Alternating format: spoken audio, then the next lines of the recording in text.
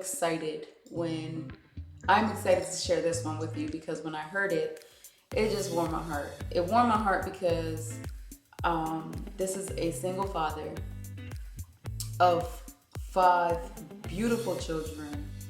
He had adopted them so that they can stay together. He was a foster child himself and decided that he would adopt these children so they can stay together and give them a better life. And I just commend him. I applaud him. Mr. Carter, big ups to you because we need more people like you. Seriously, these kids could have been separated and put in different homes and went through whatever, but he said, no, I'm gonna take all of them and give them a better life. So I wanna share this story with you guys because it is one that touched my heart. And I wanna end on a good note because I got too many stories that were horrible and of nasty people doing nasty things, monsters that need to be locked up forever. But this one, yeah.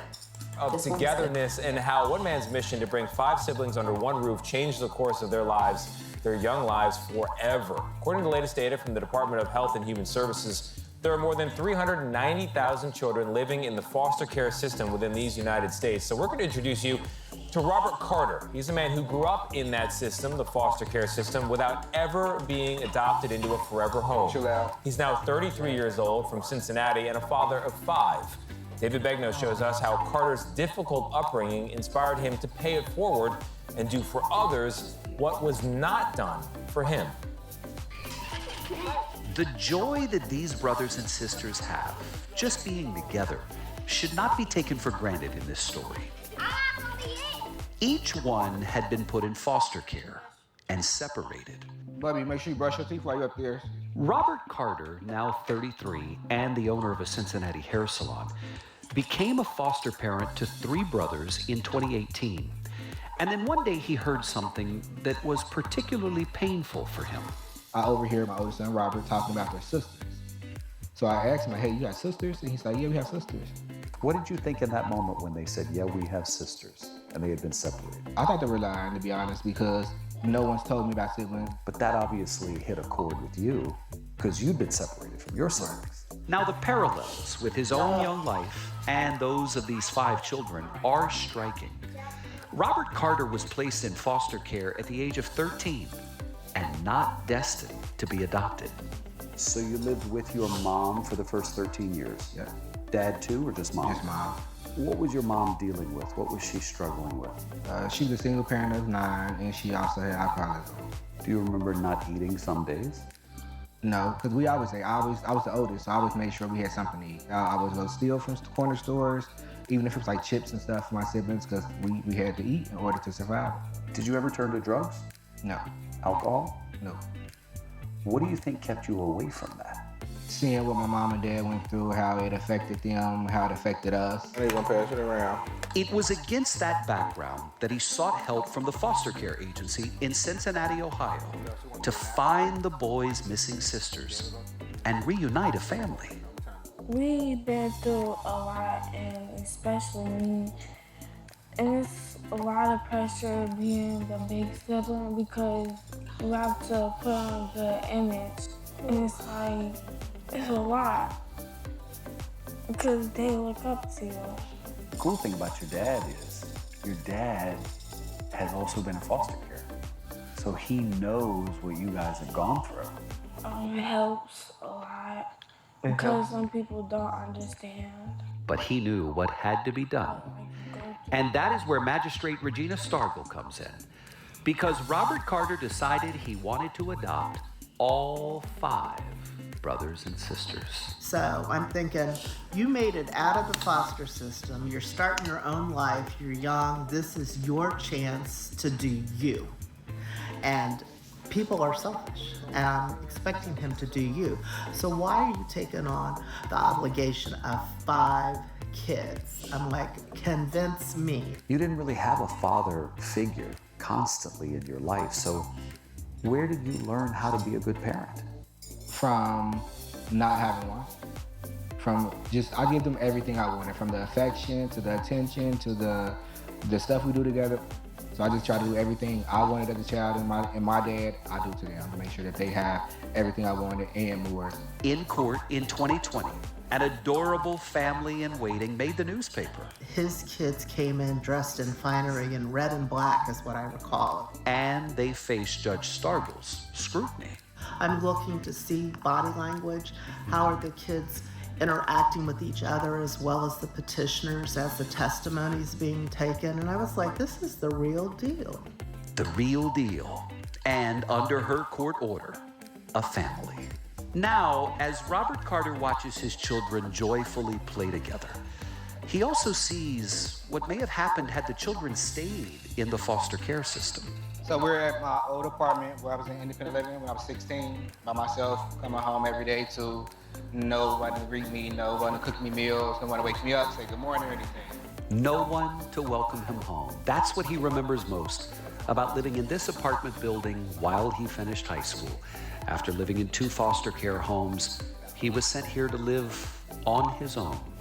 It was hard. It was one of the most depressing times of my life. Something I would never want any of my kids to go through or anything like that. Can you tell me about some of those moments? I probably said it's ahead of my graduation.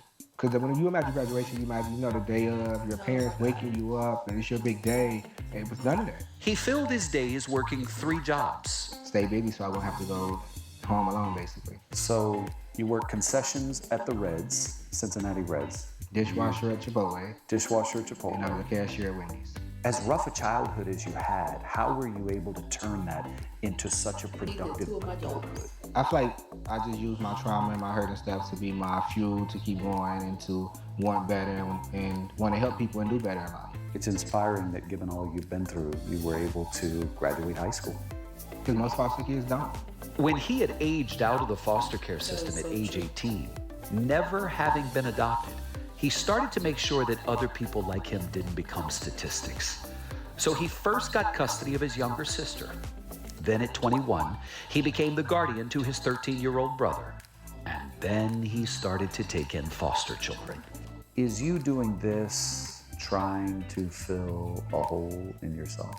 I don't think so, because I told myself once I start my family, nothing else is going to matter. And literally nothing else matters now that I have my family, because they're together. Their togetherness extends to everybody pitching in at the salon, which they depend on to support their family. It's joy in everything, I feel like, when it comes to kids. Because it's a memory. It's stuff I didn't get. And guess what? That joy has spread. We wanted Judge Stargle to see the family she allowed to be together almost 3 years ago today. We are reaffirming the adoption of the Carter kids. Appreciation. You should know, too, the family that Robert Carter brought together now also includes his mother, who gave up drinking 4 years ago, and his father. Robert has reconciled with them and embraced them as parents, giving his children grandparents. It's a family all together by the force of one very loving man. Beyond beautiful. Beyond beautiful. Mr. Carter, I give it up to you. I commend you, like I said. You deserve an applaud. I know you don't do it for people to clap or anything, but you deserve to be celebrated. You deserve your flowers. I just wish I could shower you with a bunch of gifts and trips and vacations and a babysitter, whatever. That's how I just feel, because it's hard to be a parent. I'm a parent of 7 and it's hard.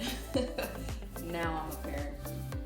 My partner and I have 10 together, but 6 at home, and yeah, it's still difficult. So I just commend you. Like I said, I know you don't do it for anything, but my heart just, I don't know. My heart just wants to give you everything. But yeah, it's people like Mr. Carter and amazing people that stand up for these children. They need it, because as the articles that came in and the one I saw online, is too many cases of abuse, too many cases of neglect, too many cases of children dying. It's sad. It's sad. Parents that don't do it for the right reason, or just get into it thinking it's gonna be something and it turns to be something else and they can't, but they don't get out of it. And so the child ends up suffering. So man, my heart is filled with joy and happiness to see that last story. You guys, I appreciate everyone, my tribe. I appreciate my sisters who came on here and told their story. I appreciate my friend who came on here and told her story. I appreciate my children's therapist who shared the emotions and feelings with us. I appreciate my viewers, the tribe, people who know I'm doing this channel and podcast and send me information. My partner who gives me a lot of ideas and information for this channel, because my goal is to shine a light and to become a light for those in the system, to help the world understand what is going on and what we can do together to help. So if you know of any other stories in your neighborhood that's going on, please send it to me. My name is Marie Rodriguez on social media, or you can email me. My email will be linked below, and I will read and look into and research every story that comes my way. You guys, tribe, thank you. Have an amazing day. And I pray that if you're being abused, you reach out for help. I pray that if you're being abused and you're believing the lies of that abuser, that you stop and you realize that you don't deserve to be abused, that you didn't cause it, it's not your fault.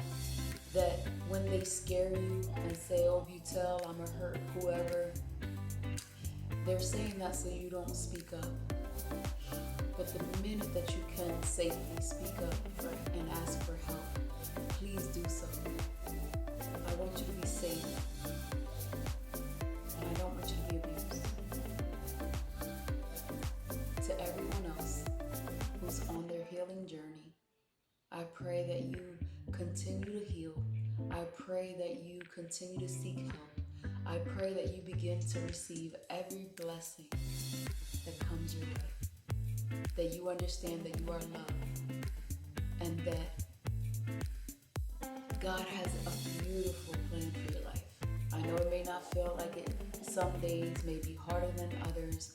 And a lot of days you'll feel the storm rolling in. And you'll be in the middle of that storm. But sometimes just kneeling down and crying, it's all we can do. We don't even have to speak. If that's all you can do, that's all you can do. But give yourself some grace. Extend yourself the love that you deserve. Be kind to yourself. To my tribe members that are just enjoying life, keep enjoying life. I love to hear it, I love to see it. To the parents that are doing this for the right reason, thank you. These babies deserve a great home. So until next time,